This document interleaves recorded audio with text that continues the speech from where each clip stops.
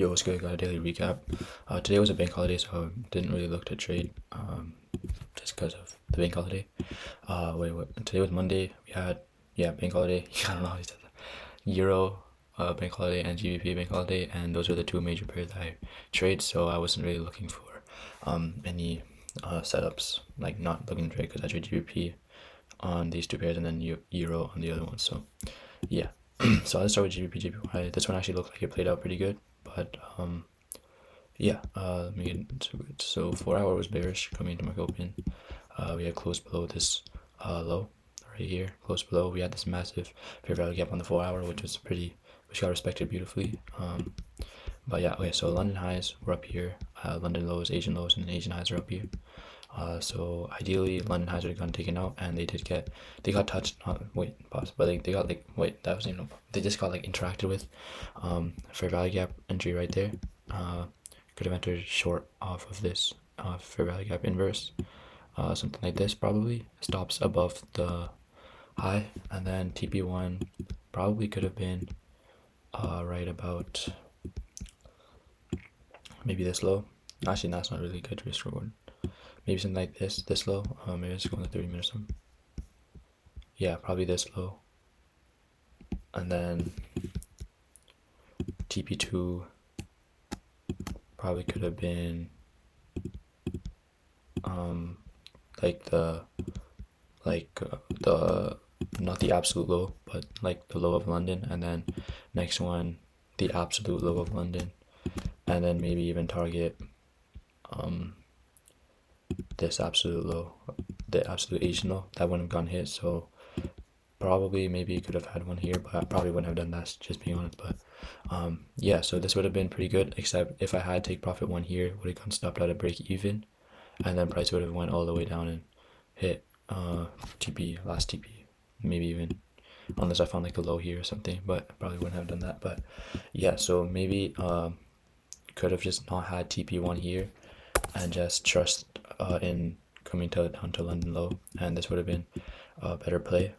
Could have guaranteed more profits and also a better risk reward. So maybe that's something to look in the future. Maybe don't settle for low risk reward, but I feel like I want to just guarantee at least something, right? So this would have gone stopped out of break even if I had taken it, but no trades today anyway because of the bank holidays. So on EU, saw something not something like similar, but on the 4 hour we were bullish. I just double tapped that. But we were bullish. We had this fair value gap that probably could have gone filled out. So Dilly was looking for price to come past the London low, past the Asian low, and tap in the fair value gap, but that did not happen. So 30-minute we had London highs, London lows, Asian lows. So coming into market open, we opened above the London low, but below the London high. So ideally, was looking for a price to come down into here and then have a move up.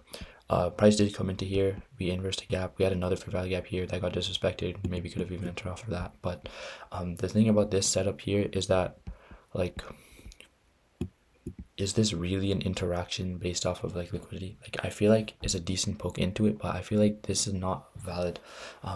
Valid, like, what do you say? Like, valid super liquidity. Maybe it could have gone higher, but still, I probably, on like being completely honest, I probably would have taken this if I was trading, but got saved by the bank holidays. Good thing I didn't look at them, like try trading this morning, because I would have had this unnecessary loss, and that would have messed me up more. So yeah, good thing I didn't do that. So then on GBP USD, there was also something kind of similar. 4 hour we were bullish. Yeah. We did have a similar fair value gap situation as EU, so maybe price might have want to come into this one, but that did not happen. So you had London highs, London lows, Asian lows were just within. Actually, no, Asian lows down here, and then Asian highs were close by.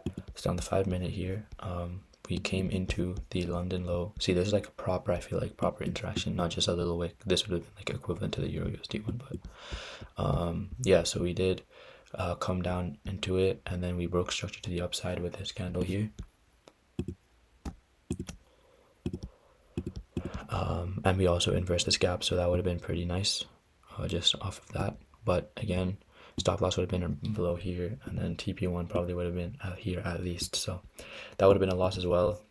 Price ended up going lower and filling in the fair value gap, but yeah, price didn't really have any direction. It was really trying to move in, so it's good that I stayed off the markets, preventing unnecessary losses. But yeah, the only good thing that kind of showed up was GBP JPY, and probably just because JPY is a pretty weak what do you say? But I don't even know. I don't even know what I was trying to say. But yeah. So tomorrow, probably looking for trades tomorrow. Well, not looking. I need to change my mindset. I gotta be like, yo, the market. I'm waiting for the market to tell me something. No, I'm not making the market do something for me, kind of thing. So Tuesday probably would be looking like I would be available. I don't even know what I'm trying to say, but maybe even Wednesday, but all this red fold in the morning, kind of weird, but not the worst. We still got 7:45 news, so that kind of takes away from it. Thursday would be all right. 6:30 a.m. Just unemployment claims, so I'm not really worried about the others. And then Friday is a Euro bank holiday, but I'll probably just be looking at GBP USD and GBP JPY kind of thing. So yeah, it's a decent week coming ahead of us. I just gotta be patient, look for my setup, be patient. Did I already say that? But wait, I don't even know. But yeah, that is all for today.